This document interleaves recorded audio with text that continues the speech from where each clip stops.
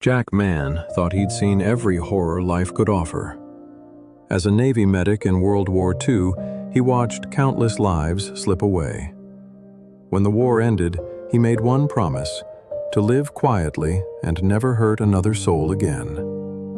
He gave up medical school, became an engineer in New York, and believed surprises were finally behind him. War also brought Jack his first love and his first heartbreak. He spent years giving everything to the people he loved, only to be left behind. By his 30s, trust had become difficult. Still, deep down, he never stopped hoping someone would finally stay. At 33, Jack lived alone in Greenwich Village. Smart, quiet, and financially secure, he blended into a neighborhood filled with dreamers and hidden lives.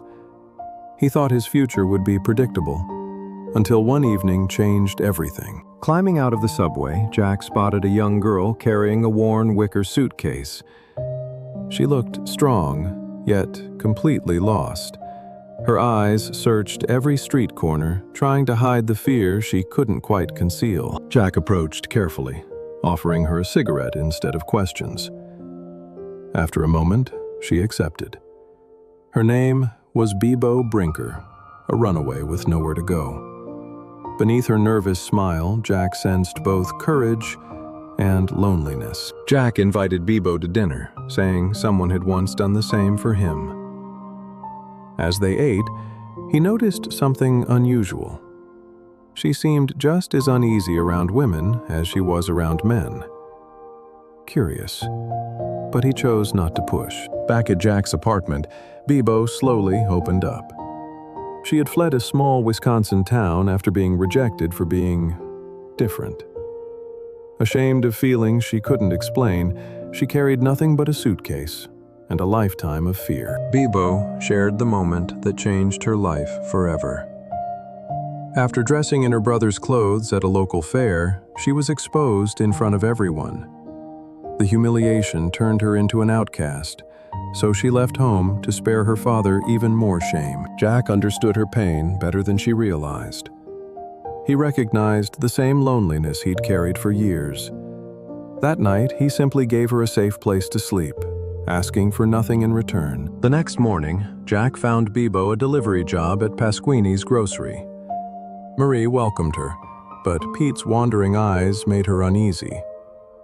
Then she heard another name, Mona Petrie, a woman everyone seemed to warn her about. Jack slowly introduced Beebo to Greenwich Village's hidden world.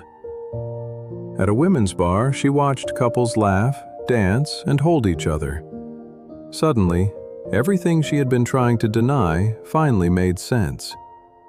Jack smiled and admitted he understood because he was gay too. Beebo fell hard for Mona, but Mona only played with her feelings. Heartbroken, Beebo met Paula Ashe instead. Gentle, honest, and patient, Paula gave Beebo something she'd never truly known before: real love. During a delivery, Beebo met Hollywood star Venus Bogardus. Beautiful, famous, and deeply unhappy, Venus couldn't stop thinking about her.